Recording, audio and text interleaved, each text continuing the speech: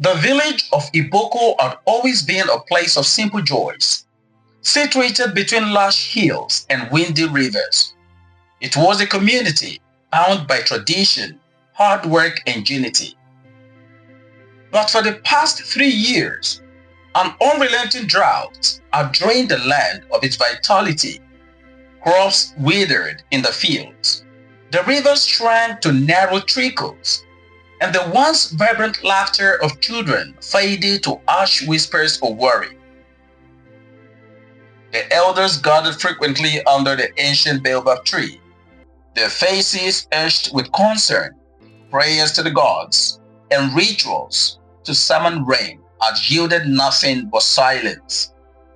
Desperation began to seep into the hearts of the villagers.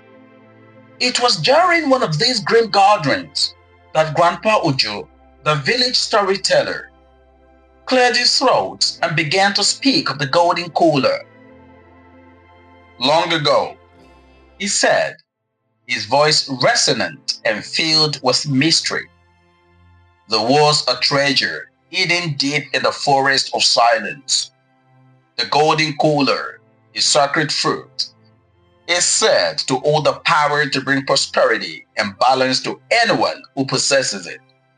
But beware, for it's fiercely guarded, and the forest does not give up its secrets so easily.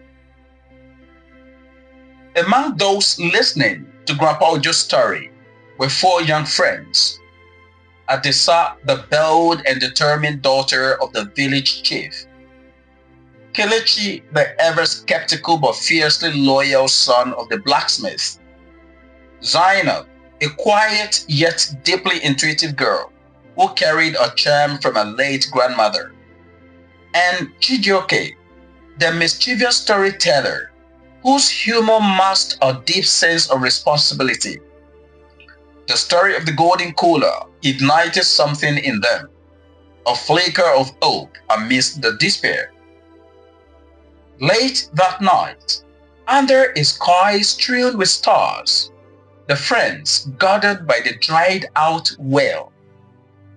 Adisa was the first to speak, a voice very firm. We have tried everything else. This is our chance to save our village. Kelechi, crossing his arms. You are suggesting we go into the forest of silence? The place where people disappear? Zainab, holding a charm tightly. If the Golden Kola is real, we owe it to everyone to try. Chijioke, grinning. Adventure, danger, possibly getting eaten by a mystical beast? Count me in. With their determination set, they prepared for the journey, gathering supplies and whispering prayers for protection. At dawn, they stood at the edge of the forest of silence, its towering trees shrouded in mist. The air was thick with an eerie stillness, broken only by the occasional rustle of unseen creatures. The moment they stepped into the forest, the atmosphere shifted. The sunlight gene barely penetrated the thick canopy, and the air grew cool and damp. The friends moved cautiously, their footsteps muffled by the soft moss underfoot. Strange carvings adorned the trees, and faint whispers seemed to echo around them. As they ventured deeper, they encountered their first trial, a shimmering river that seemed to flow in defiance of gravity, its surface dripping upward towards the sky. Kelechi, peering at the water. This must be the river of the whispers Grandpa Ojo mentioned. But how do we cross it? A melodious voice rose from the river, soft yet commanding. Only those who trust in unity may pass. Step forward and prove your bond. The river spoke. The 4 friends exchanged uncertain glances before linking hands. As they stepped into the water, It surged around them, tugging and pulling with an almost sentient force. They stumbled, their grips tightening as the current tested their resolve. Finally, the water calmed, and they remerged on the other side, soaked but triumphant.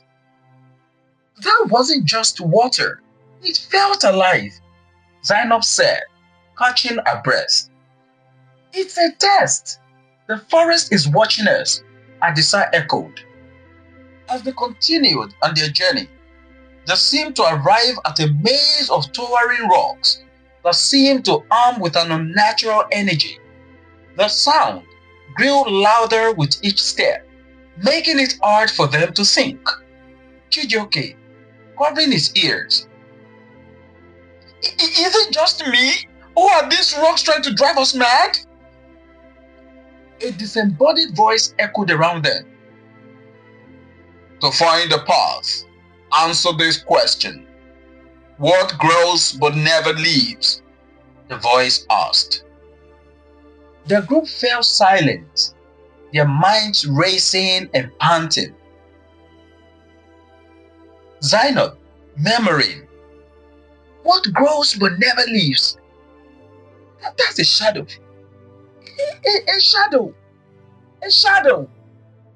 As soon as she spoke, the rocks shifted, revealing a narrow path. They pressed on, solving more riddles as the rocks tested their wits and patience. Finally, they emerged from the maze, exhausted, but with their determination still very intact.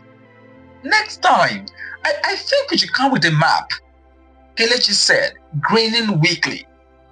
That night, as they set up camp under the dense canopy, a glowing figure appeared. Its form was very beautiful, with eyes that glimmered like fireflies. It was the guardian spirit. Why do you seek the Golden Kola? The guardian spirit asked. Adisa, stepping forward boldly.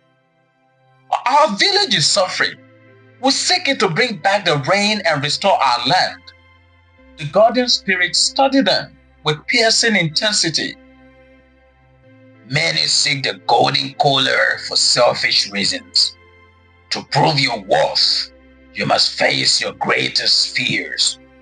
The ground beneath them shifted, and each friend was plunged into a dreamlike realm where the deepest insecurities came to life. Adisa faced the fear of failure. Kelechi confronted his doubt. Zainab relieved her guilt, and Chijioke wrestled with a hidden sorrow. They awoke the next morning, shaken but more united than ever. We have made it! Guys, we have made it this far. We can't turn back now, Adisa said, with determination written all over her voice. Finally, the group reached a clearing where a faint golden glow illuminated the horizon. Excitement surged through them, but as they stepped closer, the forest grew darker. A deep menacing growl echoed around them, stopping them in their tracks. Zainab, whispering and clutching her charm. What? What was that? From the shadows, a towering figure emerged, its form obscured, but its presence radiating menace, its eyes glowing magically with an otherworldly light. Whatever it is, we face it together, I said, gripping her staff tightly, realizing they now have before them the biggest obstacle. And that way, dear story lovers, we have reached the end of the first episode of the quest for the Golden Kola. I hope you enjoyed this exciting adventure so far and felt the thrill of the journey alongside our brave friends. The story is far from over though. In the next episode, everything will unfold. The secret of the forest, the true nature of the Golden Kola, and whether Adisa and her friends can overcome the trials to save their village. What do you think will happen next? Will the friends triumph? Or will the forest challenges prove too much for them? I'd love to hear your thoughts and predictions in the comments. Don't forget to subscribe to this channel if you haven't. That way, you won't miss out of the thrilling conclusion to this adventure. Until next time, remember, every great adventure starts with a single step. See you in the next episode.